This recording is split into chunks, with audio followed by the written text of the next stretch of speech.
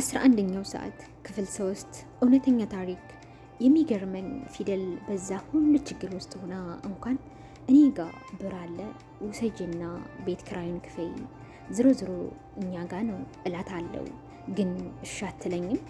አንተ ጋር አስቀምጠው እኔ ለራሴ አላነስም ትለኛለች። ፍቅራችን እንደጠፈ ክረምት ገባ። ከኔና ከሷ ውጪ ስለኛ ማንም አያውቅም። ጧት ዝናብ እየዘነበ ስራ ለመሄድ ስትወጣ አያትና አንጀቴን ትበላዋለች። ጧት መነሳቷ በጣም ይደብረኝ ነበረ። አይደለም ክረምት ሆኖ ይቅርና ክላስ እያለኝ ራሱ በጠዋት መነሳት ያስጠላኝ ነበረ። ከሷ ጋር ፍቅር ከጀመረን በኋላ ግን ጠዋት እሷ ተነስታ በዛ በብርድ ወደ ስራ ስትሄድ እኔ አልጋዬ ውስጥ መተኛት በጣም ያስጠላኛል። ተነስቼ ቁጭ እላለሁ። እናቴ ይሄ ለውጥ ገርሟት 12ኛው ክፍል እንዴት ጥሩ ውጤት እንደምታመጣ እየተጨነቅ መሆን አለበት እንደዚሁ በጠዋት የምትነሳው አለችኝ። አዎ አልኳት። ሁሌ ማታ ማታ ጓደኞቼ ጋር ላጠና ነው ብዬ እወጣና ከፊደል ጋር ራቅ ወዳለ ቦታ ቆይተን እንመለሳለን። አንድ ቀን ፊደል እረፍት ጠይቃ ስራ አልገባችም ነበረ። ቀዳሚ ቀን ነው። እኔም ክረምት ስለሆነ ቤት ነው የምውለው። እናቴ፣ ታናሽ እህቴ እና አባቴ የአክስቴ ልጅ ክርስትና ስለነበረ ሄዱ። እኔ ግን ሆዴ እንዳመመኝ ከቤት መውጣትም እንደማልችል አሳምኛቸው ቀረው። አሟት ከስራ መቅረቷ በጣም አስጨንቆኝ ነበረ። ቤት ውስጥ የተሰራ ምግብም ልወስድላት ሻሂ ምናምን ካፈላሁት በኋላ አስቤ ነበረ። ብዙም ሳይቆይ ድፉ ዝናብ ዘነበ። ደወልኩላትና መነሳት ከቻለች ቤት እንድትመጣ ጠየቅኳት። ብዙም አልቆየችም። የተከራዮችን ሁኔታ ካየች በኋላ ማንም እንደማያያት ሳታውቅ ወረጣ መታ። ዝናቡ በጣም ይለይ ነበረ፣ ብርዱም ጨምሮ። ቤቱ የተሰራውን ምግብ ከበላን በኋላ ሻያችንን ጠጥተን ቁጭ አለን።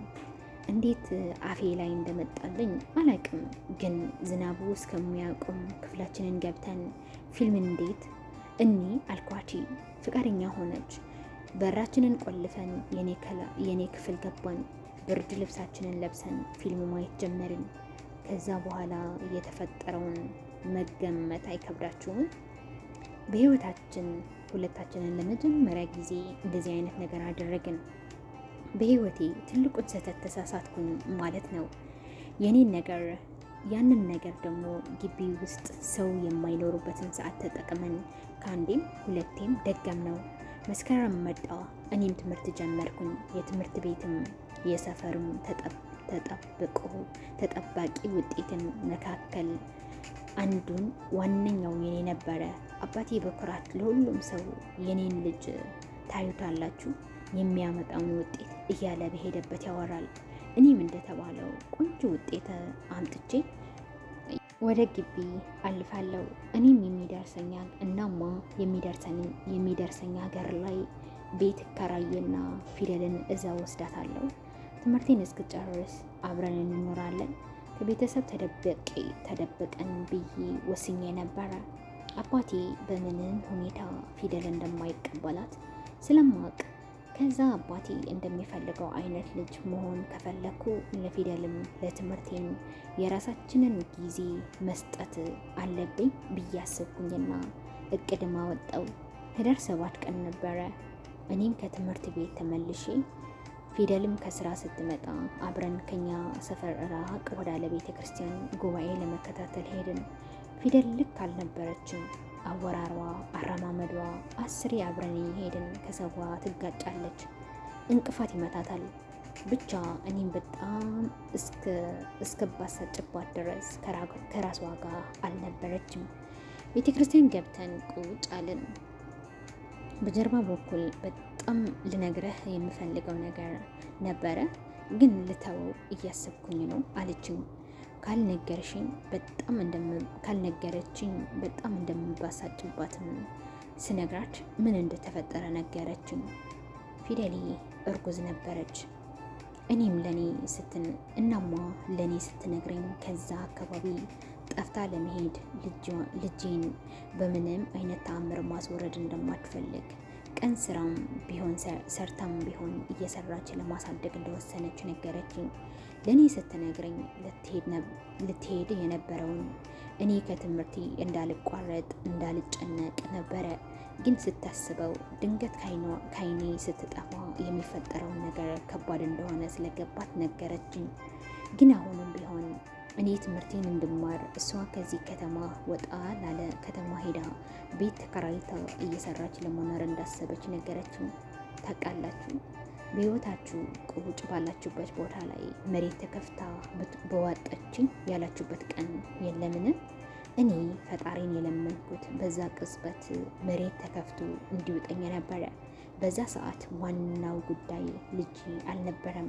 እኔ ከቤተሰቦቼ ከወደፊቱ ህልሜ ከተንደላቀቀ ኑሬ ከፊደል መምረጥ ነበረብኝ። ወይ በባዶ እጄ ፍቅሬን ይዤ መሄድ ወይ ደግሞ ፍቅሬን ትቼ ወደፊት ህይወቴና ማስተካከል ነበረ። አባቴ ወደፊት ኩራቴ ነህ፣ ውርሻዬ ነህ፣ ጥሬ ነህ ይለኛል። ፊደል ደግሞ የወደፊቱ ባሌ ነህ። ብቸኝነቴን የረሳሁት ባንተ ነው። አንተን ሳገኘ ነው እንደ አዲስ ለመኖር የጓጓሁት። የልጄ አባት ነህ ትለኛለች። ቢሆንም ግን እድሜ ልኩን የለፋብኝ አባቴን ትቼ ትናንትና የተዋወቅኳትን ፊደል መምረጥ በጣም ከባድ ነበረ እና የቱን እንደምመርጥ በትክክል ባላቅም ግን እጅግ በጣም ከባዱን ነገር መረጥኩኝ። ፊደልን መረጥኳት። በዚህ ህይወት ውስጥ የፊደል ጥፋት ከደህና እናትና አባት አለመወለዷ ነው።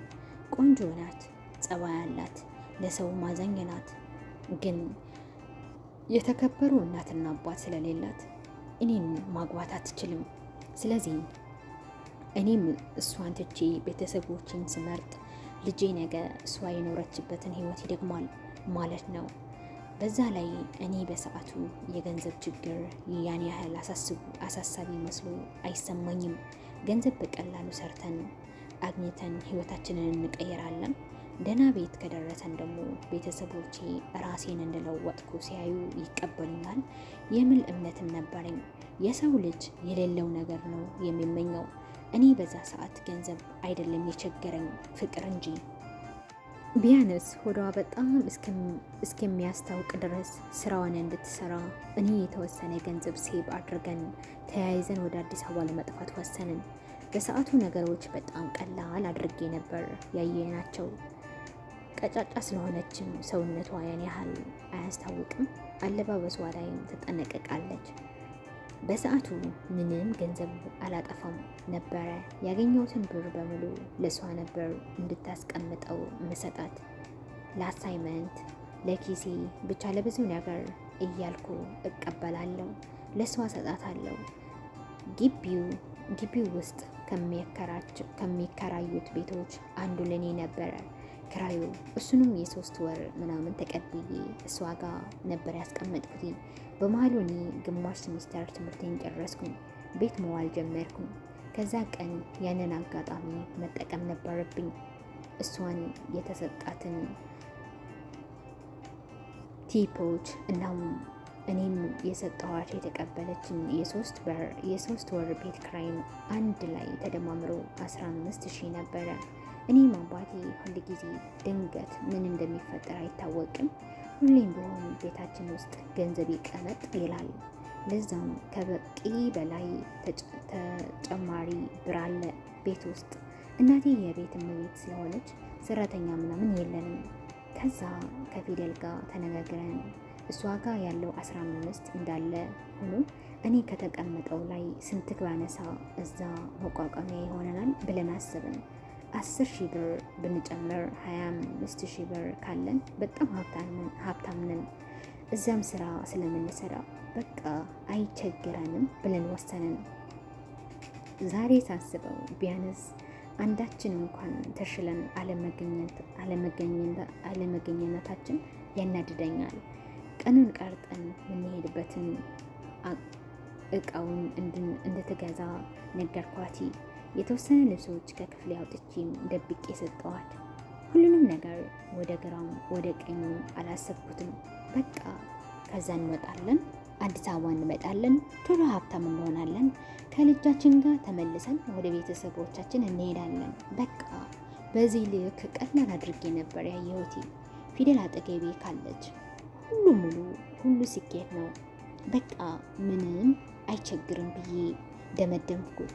እናቴን፣ አባቴን፣ እህቴን እንደ ቀልድ በሷ ቀየርኳቸው። የምንሄድበትን ቀን ተቆረጠ። 11ኛው ሰዓት ክፍል 3 ይህንን ይመስል ነበረ። እንደወደዳችሁት ተስፋ አደርጋለሁ። ከወደዳችሁት ሼር፣ ሰብስክራይብ፣ ላይክ በማድረግ ቤተሰብ እንድትሆኑ በትህትና ለመጠየቅ እወዳለሁ። ሰላም ለሀገራችን፣ ሰላም ለሰው ዘር። ቻው፣ ቸር ሰንብቱ። በሚመጣው ሳምንት 11ኛው ሰዓት ክፍል 4 ይዤላችሁ እመጣለሁ። ታሪኩን እንደወደዳችሁ ተስፋ አደርጋለሁ። ከወደዳችሁ ደግሞ ሼር በማድረግ ተባበሩን።